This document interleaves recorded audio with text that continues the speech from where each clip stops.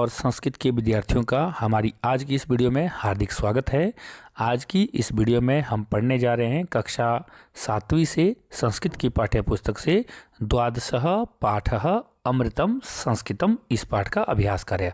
पिछली वीडियो में हमने इस पाठ की हिंदी की थी, सरलार्थ कार्य किया था। इस वीडियो में हम इसका अभ्यास करेंगे। तो चलिए शुरू करते हैं। तो हमारा अभ्यास का पहला प्रश्न है उच्चारणम कुरुत।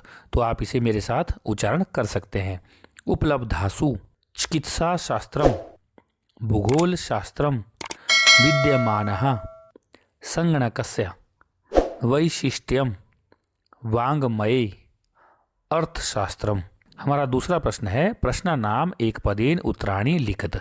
आपको नीचे दिए गए प्रश्नों का एक पद में उत्तर लिखना है। आपकी सुविधा के लिए उत्तर यहाँ दिए गए हैं। का भाषा प्राचीनतमा, कौन सी भाषा प्राचीन भाषा है? उत्तर हो जाएगा संस्कृत भाषा। शून्य से प्रतिपादनम कह अकरोत, शून्य का प्रतिपादन किसने किया? उत्तर हो जाएगा आर्यभट्टः।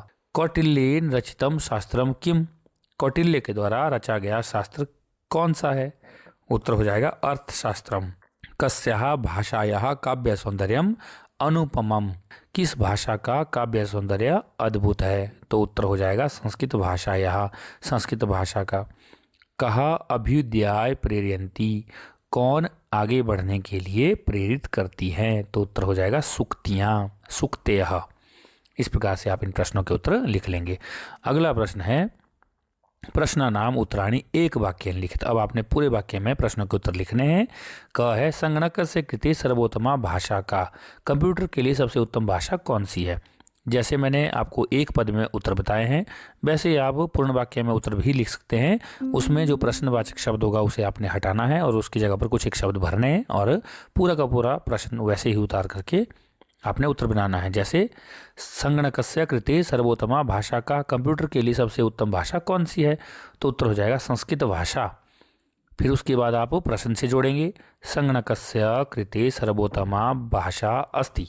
ख देखिए संस्कृतस्य वाङ्मयम कई समृद्धम अस्ति, संस्कृत का साहित्य किससे समृद्ध है? तो उत्तर हो जाएगा संस्कृतस्य वाङ्मयम वेदै पुराणै नीतिशास्त्रै चिकित्सा शास्त्र आदिभिः समृद्धम अस्ति।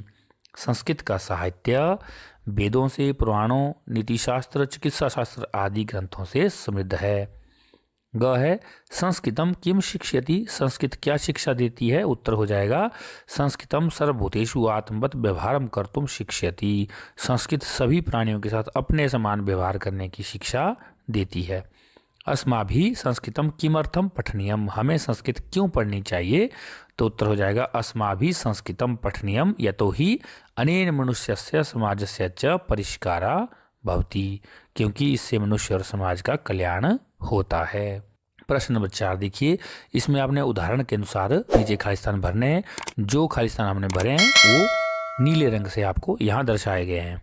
जैसे गति प्रथमा में गति ही गति गतयः, मति का बनेगा मति ही मति मतयः, बुद्धि का द्वितीया में बुद्धिम बुद्धि बुद्धि, प्रीति का प्रीतिम प्रीति प्रीतिः, नीति का तृतीया में नित्या नीतिभ्याम नीतिभिः, शांति का तृतीया में शांत्या शांतिभ्याम शांतिभिः, मति का चतुर्थी में मत्यै मतये मतिभ्याम और मतिभ्या, और प्रकृति का वैसे ही बनाएंगे प्रकृत्यै प्रकृतये प्रकृतिभ्याम प्रकृतिभ्य, कीर्ति का पंचमी में कीर्त्या या फिर कीर्ते कीर्तिभ्याम कीर्तिभ्य, गीति का भी वैसे ही बनेगा पंचमी में गीत्या या फिर गीते गीतिभ्याम और गीतिभ्य, सूक्ति का षष्ठी में सूक्ते सूक्त्या सूक्त्यो और सूक्ति नाम, कृति का भी ऐसे ही बनेगा कृते कृत्या कृत्यो कृति नाम।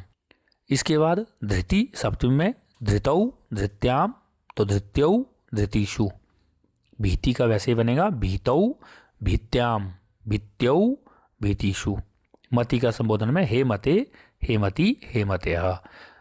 पांचवा प्रश्न देखिए रेखांकितानि पदानि अधिकृत्य प्रश्न निर्माण कुरुत, जिस पद के नीचे रेखा लगी है उसको आधार बना के आपने प्रश्नों का निर्माण करना है। इसके लिए मैंने आपको पहले भी बहुत बार बताया है कि आपने किम शब्द का पुल्लिंग स्त्रीलिंग और नपुंसकलिंग को ध्यान रखते हुए प्रयोग करना है। तो देखिए क संस्कृते ज्ञान विज्ञानो निधि सुरक्षितो अस्ति, संस्कृत में ज्ञान विज्ञान का खजाना सुरक्षित है। तो निधि, निधि शब्द जो है इसके नीचे लाइन लगी है तो इसके स्थान पर हो जाएगा कह। खजाना, खजाना का कह, क्या सुरक्षित है? संस्कृते ज्ञान विज्ञान हो कह सुरक्षितो अस्ति। बाकी आप वैसे का वैसा उतारेंगे। जिसके नीचे लाइन लगी है उस पद के स्थान पर आपने किम शब्द के पुल्लिंग, स्त्रीलिंग और नपुंसकलिंग को ध्यान रखते हुए वर्ण ही लिखने हैं। ख संस्कृतमेव संगणकस्य कृते सर्वोत्तमा भाषा। संगणकस्य के नीचे लाइन लगी है, षष्ठी व्यक्ति का एक वचन है तो बन जाएगा कस्य पुल्लिंग में। ग देखिए, शल्य क्रिया यह वर्णम संस्कृत साहित्य अस्ति। भी शल्य क्रिया का वर्णन संस्कृत साहित्य में है तो कहाँ है? कस्मिन। बाकी आप वैसे ही उतार लेंगे। घ है वृष्टान प्रति अस्माभि प्रियम व्यवहर्तव्यम। तो वृष्टान लिखा है, द्वितीय का बहुवचन तो कान हो जाएगा। बाकी आप वैसे ही उतार लेंगे। इसके बाद प्रश्न नंबर 6 है। यहाँ आपने विभक्ति और वचन बताने हैं। तो संस्कृते ही लिखा है तो षष्ठी व्यक्ति का एक वचन है। गति ही प्रथमा का एक वचन, नीतिम द्वितीय का एक वचन, सुक्त्यः प्रथमा का बहुवचन और शांत्या तृतीया का एक वचन, प्रत्ययी चतुर्थी का एक वचन, मतिषु सप्तमी का बहुवचन। इसके बाद प्रश्न नंबर 7 है। यहाँ आपने मिलान करना है। जैसे यथा योग्यम संयोज्य लिखत, ठीक ठीक इनको जोड़ करके लिखना है।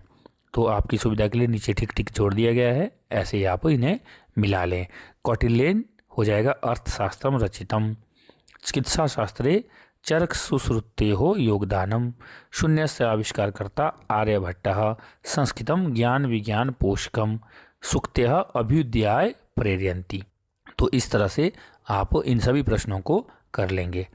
और नीचे आपको ध्यातव्य कुछ एक बातें हैं, इन्हें भी आप यहाँ पे देख सकते हैं। इसी प्रकार की वीडियो को देखने के लिए आप हमारे चैनल इजी ज्ञान को लाइक से सब्सक्राइब जरूर करें। इस वीडियो को ज़्यादा से ज़्यादा विद्यार्थियों तक शेयर करें ताकि उन विद्यार्थियों को पाठ को समझने में, अभ्यास को समझने में यदि कोई परेशानी हो तो उनकी समस्या का समाधान हो सके। इसी प्रकार की वीडियो को देखने के लिए आप हमारे चैनल इजी ज्ञान के साथ जरूर जुड़ें। मिलते हैं किसी दूसरी वीडियो में, तब तक के लिए नमस्कार। आपके दिन शुभ हो, मंगल हो।